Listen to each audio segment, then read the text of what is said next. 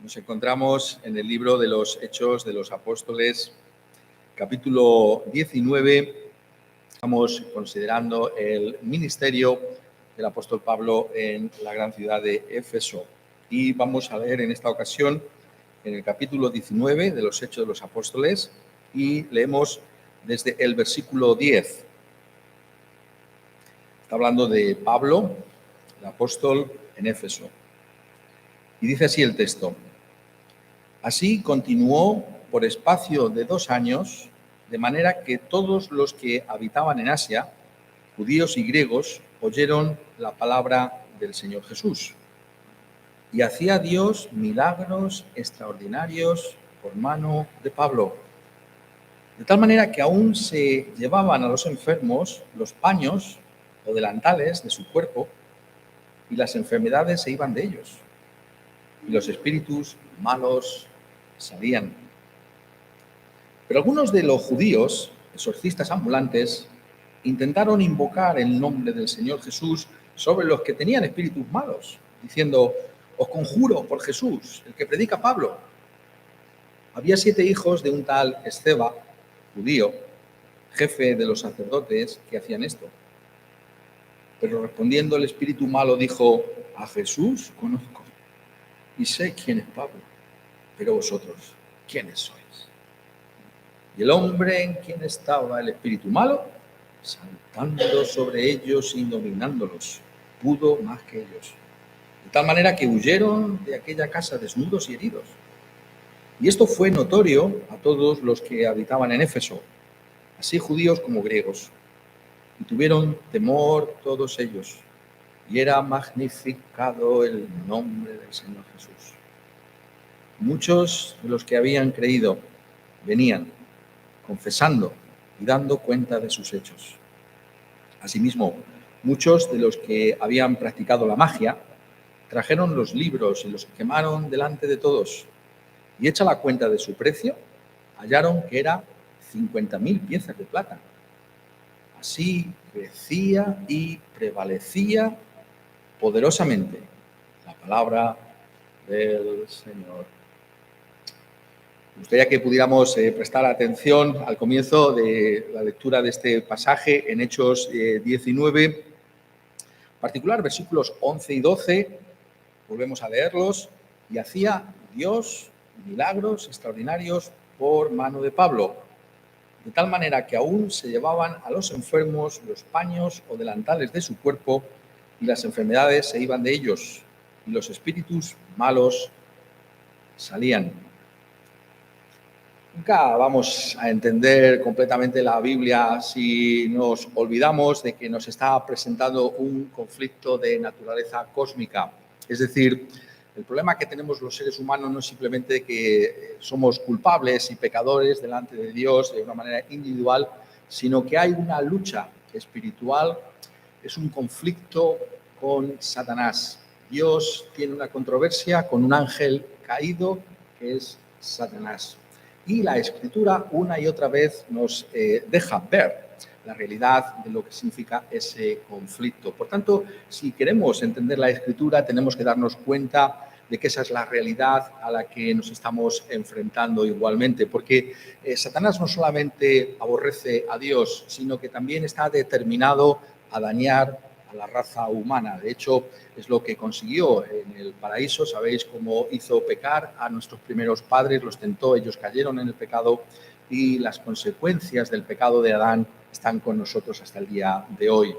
Y por tanto, cuando se nos relata aquí en el libro de los Hechos de los Apóstoles lo que es la expansión de la fe cristiana por todo el Imperio Romano, encontramos que en un lugar como Éfeso hay una confrontación directa con los poderes ocultos, con el ocultismo, con todo lo que implica. Hemos estado viendo en este libro de los Hechos de los Apóstoles cómo ve el apóstol Pedro, pero también el apóstol Pablo, se han encontrado en las sinagogas, se han encontrado con los judíos, se han encontrado hablando el Evangelio con aquellos que seguían la fe de Israel, tantas veces desviados por las tradiciones de los fariseos o el espíritu de los saduceos. También hemos visto también en este libro de los Hechos de los Apóstoles cómo el apóstol Pablo en particular predica en lugares y audiencias paganas. Pues bien, aquí en Éfeso encontramos un conflicto cara a cara con los poderes de las tinieblas.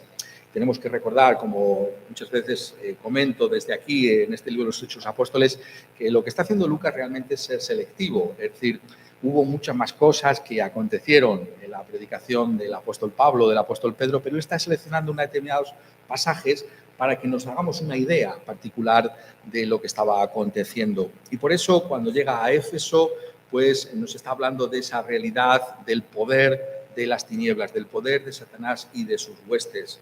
Que este es el tema que le interesa a Pablo, a Lucas, resaltar del ministerio de Pablo en Éfeso, lo encontramos porque notad cómo se mencionan estos espíritus malos constantemente en el pasaje. En el versículo 12, por ejemplo, dice, y los espíritus malos salían.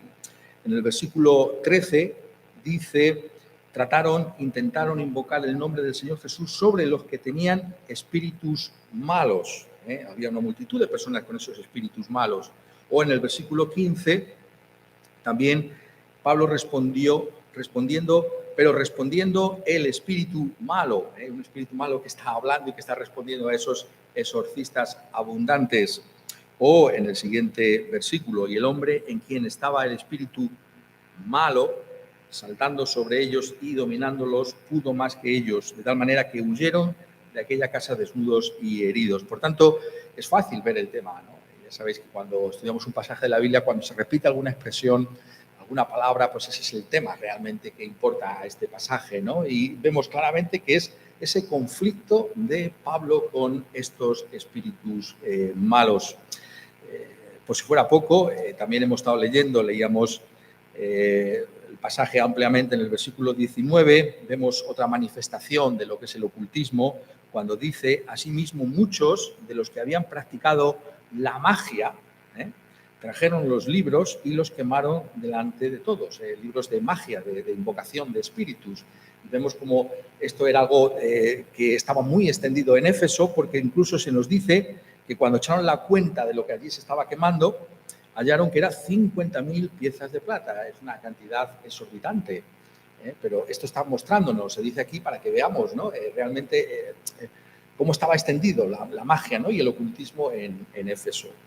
Pero, por si fuera poco, sabéis que tenemos en el Nuevo Testamento una epístola, una carta que escribió el apóstol Pablo a los efesios. Es decir, las personas que se convirtieron en esta ciudad de Éfeso, y estamos viendo cómo fueron muchas personas las que se convirtieron allí en Éfeso, formaron una iglesia cristiana. Y entonces Pablo, como era su costumbre, cuando está en otro lugar, escribe estas cartas, ¿no? Para animarles, para consolarles, para reprenderles. Hay muchos propósitos que tiene Pablo al escribir sus epístolas y se conserva una gran epístola, que es la epístola a los Efesios, una de esas grandes epístolas del Nuevo Testamento. Yo os animo en ese sentido a que la leáis, ¿no? Es una epístola extraordinaria. Pues bien, incluso en la epístola misma podemos rastrear, ¿no? Cómo el apóstol todavía tiene en su mente la realidad de esos espíritus malos y de esas huestes espirituales de maldad, porque constantemente en esta epístola alude a los mismos. Por ejemplo, en el capítulo 2 y en el versículo 2, cuando describe el estado de los efesios antes de su conversión, dice, en los cuales, en vuestros delitos y pecados, en los cuales anduvisteis en otro tiempo, siguiendo la corriente de este mundo, conforme al príncipe de la potestad del aire, el espíritu que ahora opera en los hijos de desobediencia. Había una influencia satánica. Y esto fue lo que quebró el Evangelio cuando llegó a Éfeso, ¿no? La conversión tiene que ver con la ruptura de ese poder, ¿no? de Satanás. Pero él lo menciona como un príncipe, una palabra de poder, un príncipe, y encima dice potestad, que es otra palabra para poder, ¿no? El príncipe de la potestad del aire, ¿no? Es una descripción que hace de Satanás. Y también, y es quizás una referencia más conocida, en el capítulo 6 y en los versículos 11 y 12, el apóstol, antes de concluir la epístola, y eso es muy significativo, porque, os recuerdo, está escribiendo a los efesios, ¿no? Este nido de ocultismo, ¿no? En el mundo antiguo. Entonces les dice, por eso se lo dice, claro, vestíos de toda la armadura de Dios, para que podáis estar firmes contra las asechanzas del diablo.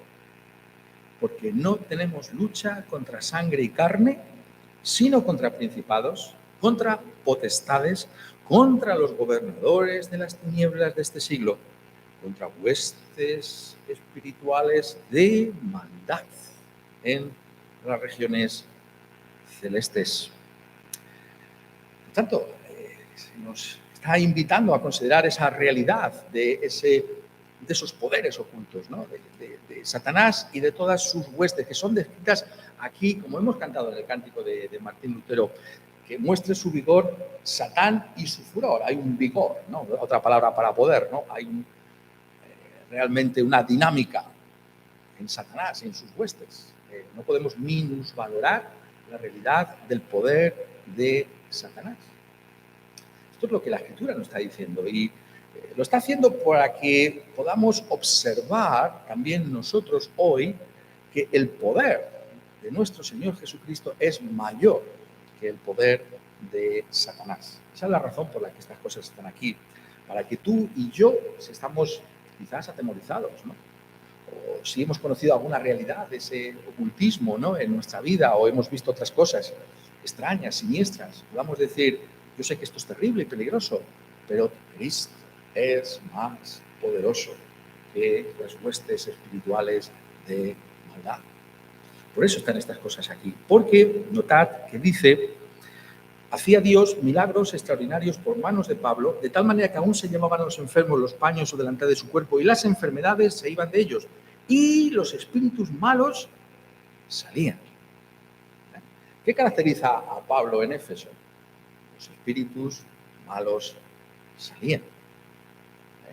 Milagros extraordinarios por mano del apóstol Pablo. Y entre ellos, y esto estamos diciendo que es el tema de Lucas, los espíritus malos salían.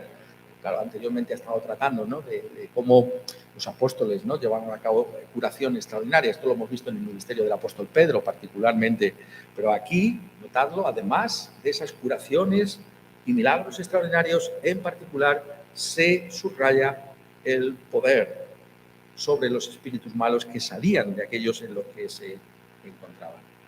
Y claro, lo primero que seguramente está en nuestras mentes, ¿no? cuando vemos estas cosas es que cuando leemos algo así, nos está recordando otra cosa, ¿no es verdad? Si tenéis un cierto conocimiento de la Escritura, cuando uno lee Hechos 19 dice, esto me está recordando otra cosa. Claro, en un sentido lo hemos hecho hace unos momentos, ¿no? ¿Qué nos está recordando? Pues nos está recordando los evangelios, claro. Nos está recordando que antes de Pablo hubo uno que fue descrito su ministerio en estos mismos términos. ¿Habéis notado la similitud que hay entre una cosa y otra? Esto no es simplemente una casualidad, sino que es a propósito. Cuando leemos la Biblia muchas veces nos recuerdo eso, ¿no? de que tenemos que bombardear, si lo que permitís que lo diga así, a la Escritura con preguntas, ¿no? Oye, ¿y esto por qué lo dice? ¿Por qué dice esto? ¿Por qué no dice otra cosa? Cuando leemos la Biblia no se mete el leer, es preguntarle al texto, oye, ¿por qué está esto aquí? ¿Y por qué lo pone de esta manera? ¿no? Y aquí vemos que Lucas, que escribe Hechos, recordadlo, es también el que en su propio Evangelio nos ha descrito el ministerio del Señor Jesucristo en estos términos. Al ponerse el sol, los que tenían enfermos de diversas enfermedades los traían a él y él, poniendo las manos sobre cada uno de ellos, los sanaba. También salían demonios de muchos dando voces. Es el paralelismo, ¿no? El ministerio de Cristo, ¿qué es lo que vemos? Sanidades y expulsión del diablo. El ministerio de Pablo, vemos exactamente lo mismo. Y estoy diciendo, esto no es casualidad, esto es lo que Lucas, que ha escrito Lucas y que ha escrito Hechos de los Apóstoles, quiere que nosotros, los lectores, notemos. ¿Qué es lo que está diciéndonos? Está diciéndonos algo que, curiosamente, ya nuestro Señor Jesucristo nos había dicho, que la venida del reino de Dios se iba a caracterizar por una manifestación de poder por parte de ese mismo rey que traía ese reino. Muy interesante en estos versículos que hemos leído en Lucas 4, 40, 41, que Jesús dice, tengo que ir a otros sitios a seguir predicando, pero que es necesario, versículo 43, que también a otras ciudades anuncie el Evangelio, es decir, las buenas noticias del reino de Dios, porque para esto he sido enviado. Y el reino de Dios no es simplemente un concepto, no, el reino no es simplemente como nosotros entendemos hoy en día, una monarquía constitucional, ¿no? Sabemos que tenemos un rey, ¿no? Pero es un rey constitucional, es decir, realmente no, los poderes no son ejecutivos, ¿no? No tiene en sus manos el poder ejecutivo, ni el poder legislativo, ni el poder judicial, no tiene ningún poder, es una figura representativa. Pues bien, cuando hablamos del rey y del reino de Dios, no hemos de entenderlo así. El rey Jesús tiene poder. El reino de Dios viene con poder. Si alguien es cristiano, es porque el poder de Dios ha cambiado su vida. La salvación es el poder de Dios transformando a una persona, haciéndole ver que está perdida, sin Dios y sin esperanza en este mundo, y que el único que le puede perdonar es el Señor Jesucristo. ¿Conocemos algo de ese poder en nuestra vida? Porque el reino de Dios es poder, el poder que viene con el Rey. Y aquí se ejemplifica en la realidad de Jesucristo venciendo a toda enfermedad y a Satanás. Lo curioso, porque es el tema que nos ocupa a nosotros, es que lo vemos lo mismo en Pablo. Lo que se ve en Cristo aparece también en el apóstol Pablo. Y esto no simplemente es que nosotros estamos diciendo, bueno, esto es así porque nosotros lo estamos deduciendo. Es que el mismo Señor Jesucristo pone al mismo nivel esas dos realidades, ¿no? Del reino, el poder y ¿qué más? Y la victoria sobre Satanás. Dice en Mateo 12, pero si yo, son palabras de Jesús, pero si yo por el Espíritu de Dios echo fuera los demonios, ciertamente ha llegado a vosotros el reino de Dios. ¿Qué hemos de concluir? Pues que el reino de Dios fue inaugurado por nuestro Señor Jesucristo y el reino de Dios es anunciado y extendido por el apóstol Pablo. ¿Y qué mejor sitio, si lo puedo poner de esta manera, para ver ese poder que Éfeso? Este nido, esta base de operaciones de los poderes ocultos de las tinieblas. Esa es la realidad que aquí se está anunciando. ¿Y qué es lo que nos está diciendo? Bueno, está apuntando varias cosas que es importante para nosotros que podamos ser conscientes de ellas, ¿no? Tenemos que darnos cuenta de que, al igual que el ministerio de Jesucristo es un ministerio único, porque estamos hablando del Hijo de Dios encarnado y lo que hace Jesucristo es en sí mismo extraordinario, los apóstoles igualmente, por medio de su ministerio, están mostrando que son esos enviados de Cristo Jesús especiales. Por eso hablamos de los apóstoles como puestos por Cristo Jesús y no hablamos de los sucesores de los apóstoles, como algunos otros dicen, ¿no? No hubo sucesores. Los apóstoles se presentan en la Escritura como aquellos que edificaron sobre la piedra, que es Jesús. Pusieron el fundamento de la iglesia. Nosotros somos la iglesia, el edificio. Pero el fundamento de la iglesia es apostólico. Es lo que llamamos ahora el Nuevo Testamento. Pero ¿cómo sabemos o cómo se sabía que esos eran apóstoles de Cristo, enviados por Cristo, directamente por Él? Una de las cosas que nos dice el mismo apóstol Pablo es esta. Dice, con todo, las señales de apóstol. Hay unas señales que distinguen a un apóstol de quien no lo es.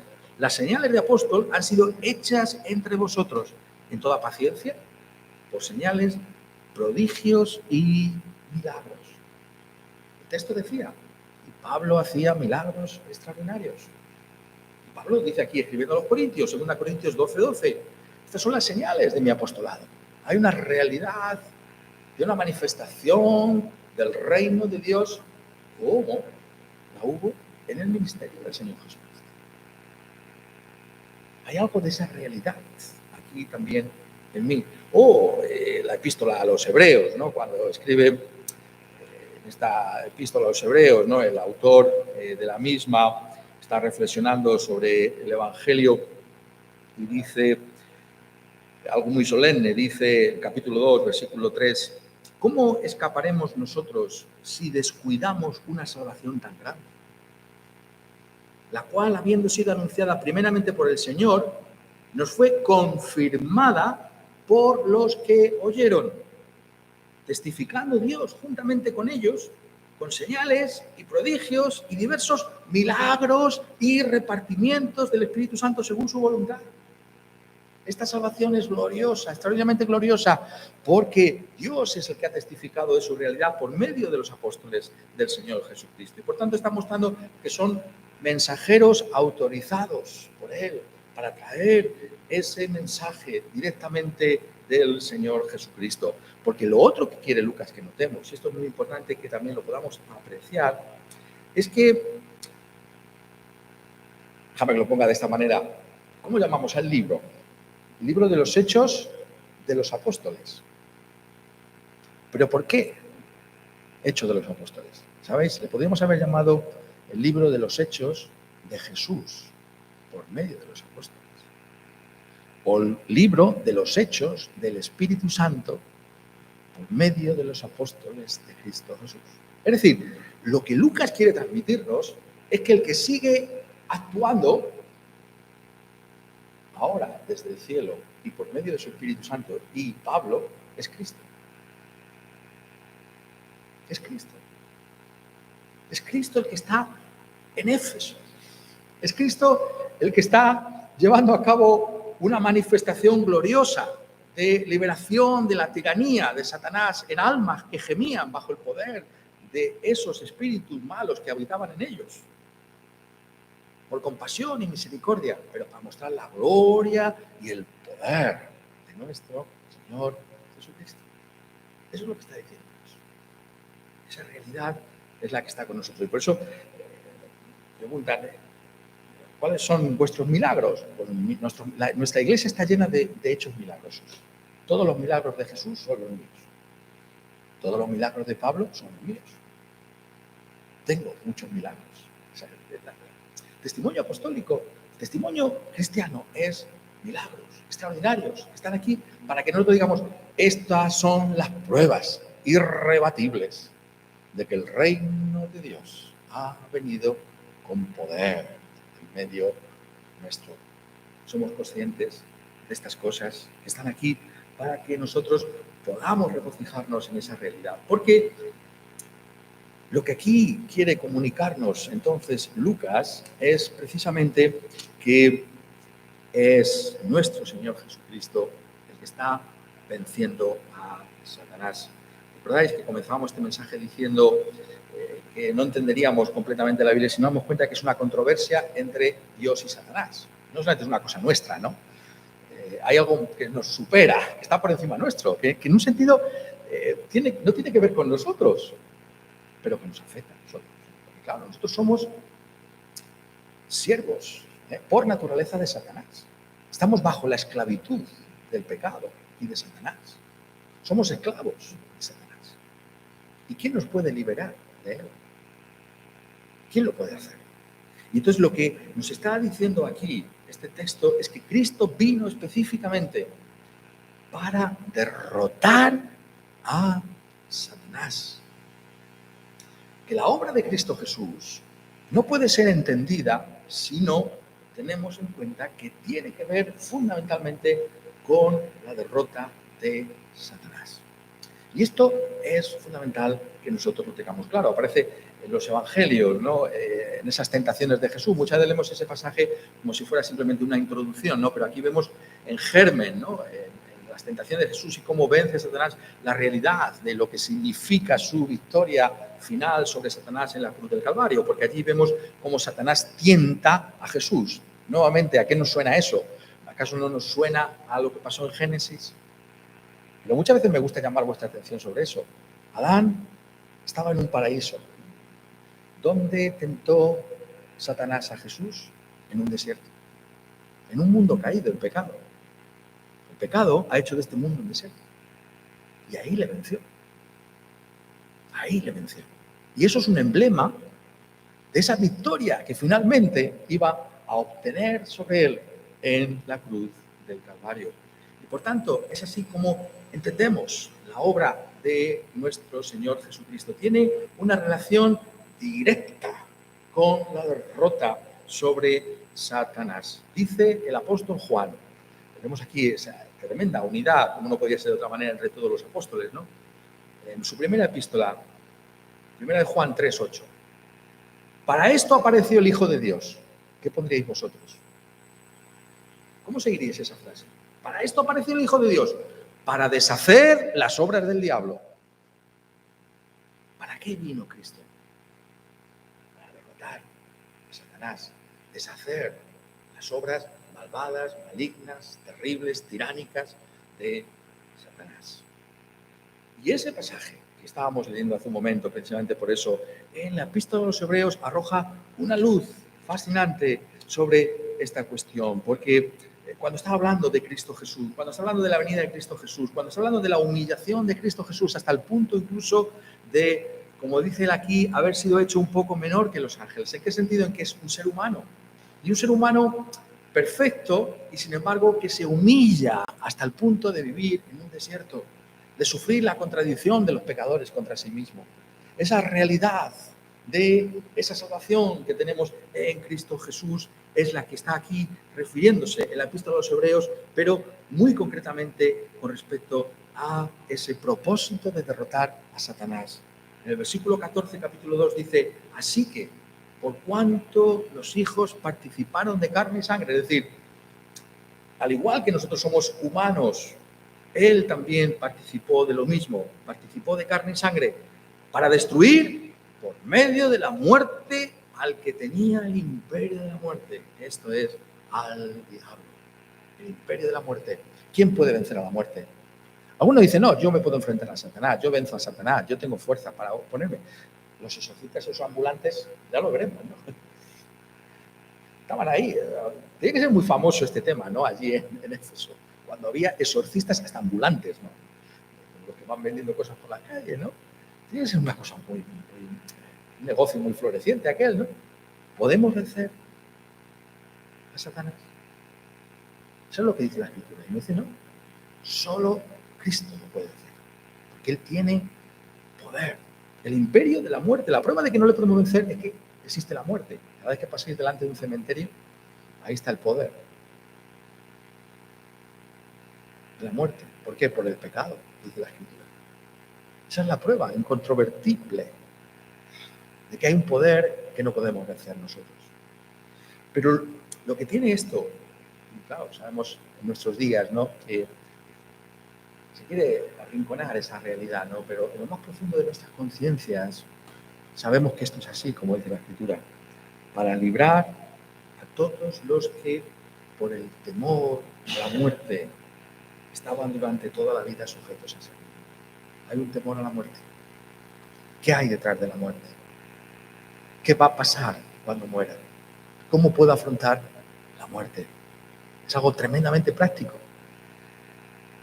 Eso está ahí. ¿Tenemos miedo a la muerte? La muerte tiene un poder sobre el que nosotros no podemos prevalecer. Nadie puede hacerlo. Solo ha habido uno que ha vencido a la muerte, que fue el resucitado, nuestro Señor Jesucristo. Y el texto, por tanto, está llamando nuestra atención sobre esa realidad, porque dice, para librar a todos los que por el temor a la muerte estaban durante toda la vida sujetos a servidumbre. ¿Qué servidumbre es esta? Es la servidumbre muchas veces de las religiones, muchas veces de rituales, ¿no? A ver si de alguna manera pierdo el miedo a la muerte por medio de este ritual, por medio de alguna práctica que yo pueda realizar para acercarme a Dios y perder ese miedo a la muerte. ¿Es eso posible? ¿Es esto efectivo? La Escritura nos dice que es un camino de fracaso. Solo hay uno que puede poner punto y final al miedo a la muerte en tu vida. Y ese es nuestro Señor Jesucristo. ¿Cómo lo hace? No pueden las Escrituras sino constantemente mencionarlo. Por lo cual, versículo 17 de Hebreos 2, debía ser en todo semejante a sus hermanos. Tenía que tomar carne y sangre. ¿Pero por qué?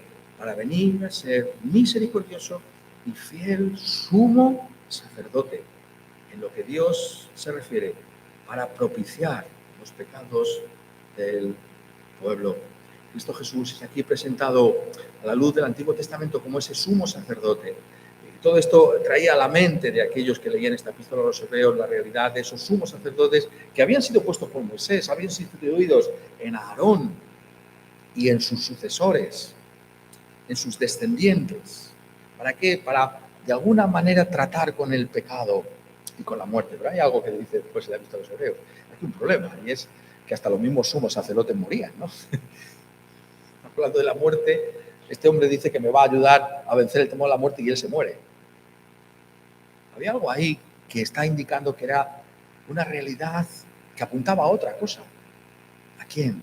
Aquel que venció a la muerte, aquel que tiene en sí una vida invencible, que es nuestro Señor Jesucristo. Pero ¿cómo lo hace ese fiel sumo sacerdote en lo que a Dios se refiere para propiciar los pecados del pueblo? Sé, en Reina Valera pone expiar, pero la palabra en el original es propiciar.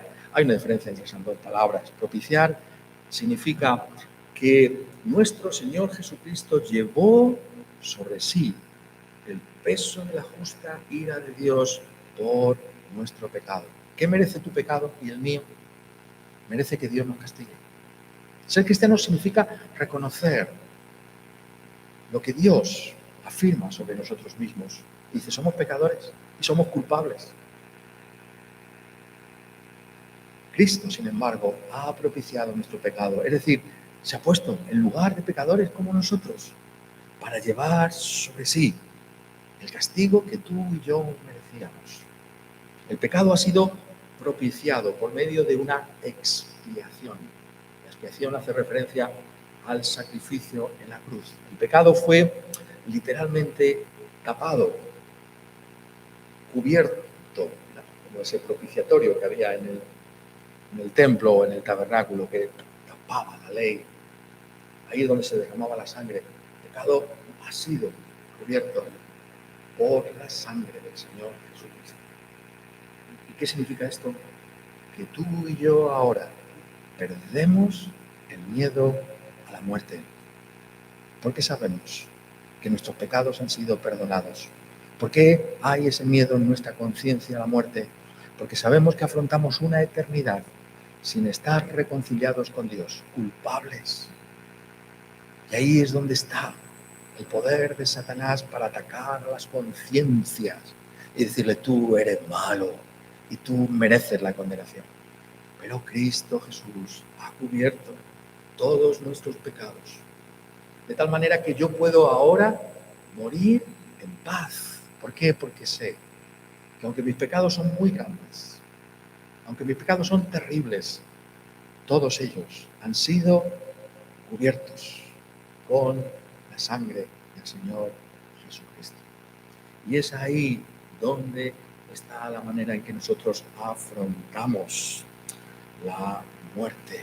Es ahí donde está la victoria sobre aquel que tiene el imperio de la muerte. Porque, como decía el puritano John Owen, favorito de algunos de nosotros, nuestro puritano favorito, la muerte de la muerte en la muerte de Cristo. ¿Qué es lo que Cristo hizo en el Calvario? La muerte. Mató a la muerte con su propia muerte. Si la muerte ha muerto, Satanás no tiene poder alguno contra nosotros. Aquel que tiene el imperio de la muerte no va a atemorizarnos más, porque sabemos que somos del Señor Jesucristo. Por eso siempre me ha encantado la manera en que he puesto en la primera pregunta del domingo primero, el Catecismo de Heidelberg. ¿Cuál es tu único consuelo, tanto en la vida como en la muerte? Y contestamos que yo, con cuerpo y alma, tanto en la vida como en la muerte, no me pertenezco a mí mismo, sino a mi fiel Salvador Jesucristo, que me libró del poder del diablo, satisfaciendo enteramente con su preciosa sangre por todos mis pecados, y me guarda de tal manera que si la voluntad de mi Padre Celestial, ni un solo cabello de mi cabeza puede caer. Antes es necesario que todas las cosas sirvan para mi salvación. Por eso también me asegura, por su Espíritu Santo, la vida eterna me hace pronto y aparejado para vivir en adelante según su santa voluntad, que me libró del poder del diablo. Ese es nuestro gran consuelo.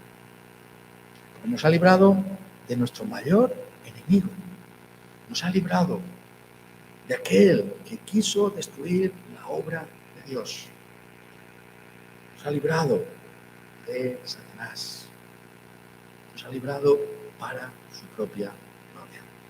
La pregunta que tú tienes que hacerte es: ¿has acudido tú a Cristo Jesús para ser libertado del poder de Satanás?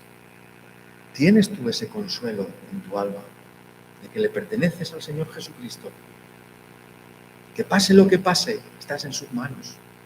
Que su sangre te ha comprado, que su sangre te da confianza y seguridad para afrontar el futuro. Esa es la realidad de la que aquí se está hablando. Por tanto, el ministerio de Pablo en Éfeso nos está comunicando el hecho de que nuestro Señor Jesucristo ha vencido a Satanás. He aquí las buenas noticias del Evangelio. He aquí la realidad de lo que significa ser cristiano. Él es mi Señor y mi Salvador. Él es el que ha vencido a Satanás. Él es el que ha vencido a la muerte. Mi confianza está puesta en Él. Quiera, por tanto, que todos nosotros podamos afrontar esta vida y la hora de la muerte, cuando ésta venga, confiados en aquel que ha vencido a la muerte en su propia muerte. Que así sea de todos nosotros. Amén.